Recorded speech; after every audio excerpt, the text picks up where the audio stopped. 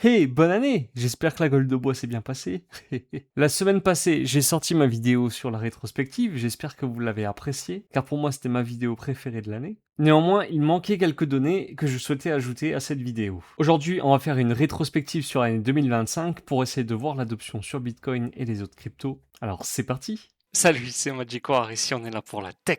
Tout d'abord, parlons des ETF. Ils ont quasiment 2 ans et sur la première année, en 2024, ils avaient accumulé 35 milliards de dollars d'actifs sous gestion.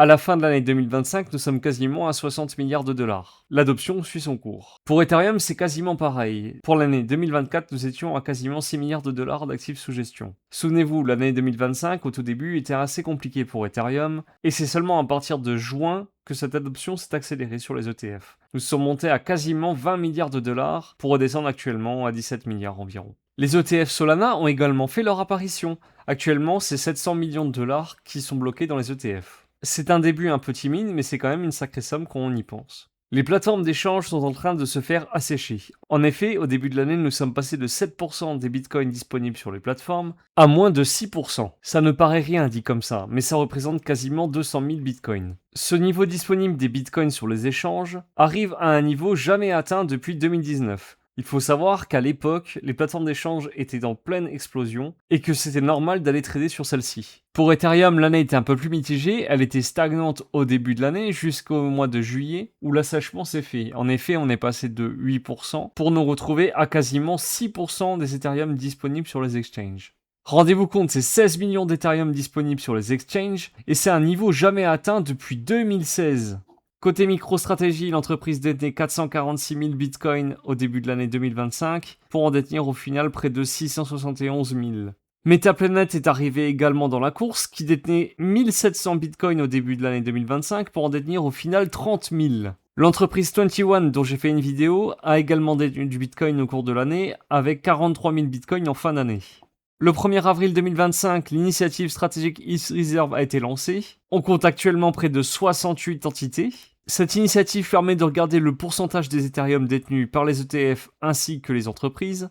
À la fin de l'année 2025, les ETF et les entreprises détenaient quasiment 10% de tous les Ethers en circulation. Cette adoption grandissante s'est notamment fait ressentir par les entreprises qui détiennent à la fin de l'année quasiment 6% de tous les Ethers en circulation. Cette accumulation vient de Bitmain qui ne détenait aucun Ether en juillet 2025 pour finir la fin d'année avec près de 4 millions d'Ethers. Leur objectif c'est de détenir 5% de toute la supply, ils en détiennent 3,28% actuellement. La seconde entreprise était Sharplink Gaming qui a accumulé à la deuxième moitié de l'année 2025 pour détenir au final 660 000 Ethers, soit 0,71% de la supply, ils souhaiteraient en détenir 5% également.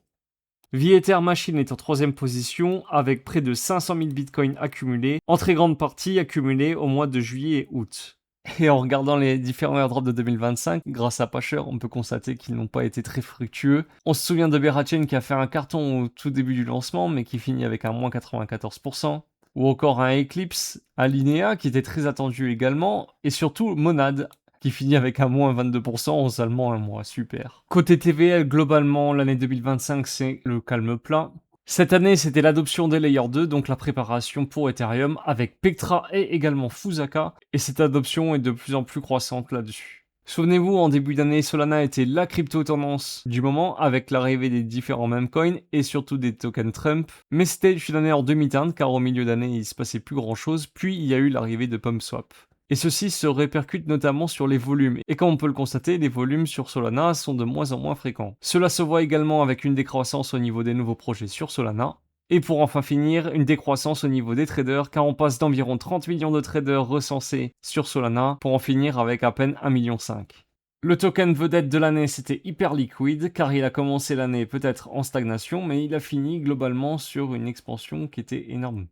Cela se voit sur le nombre des traders. On a eu un doublement du nombre de traders en l'espace de 2 mois seulement. Et sur toute l'année, on a quasiment multiplié par 4. Bon, et à quoi s'attendre pour 2026 ? Côté adoption, je m'attends à ce qu'il y ait beaucoup plus de pays qui adoptent Bitcoin. C'est déjà le cas pour les Émirats Arabes Unis, le Salvador, le Luxembourg, la République tchèque pour cette année. Récemment, Taïwan a recensé 210 bitcoins qui détenaient grâce à des saisies. Côté bitcoin détenus par les entreprises, je m'attends à ce qu'il y ait beaucoup plus de bitcoins accumulés par celles-ci, notamment par MicroStrategy. Allez, je vais me mouiller, on va dire 850 000 d'ici la fin de l'année. Je m'attends également à ce que des autres entreprises telles que 21 ou Metaplanet accumulent en masse, peut-être encore du Coinbase. Mon autre pari également, c'est que Tesla annoncerait accumuler davantage de bitcoin, car Elon Musk doit quintupler la valorisation boursière de Tesla d'ici 2035.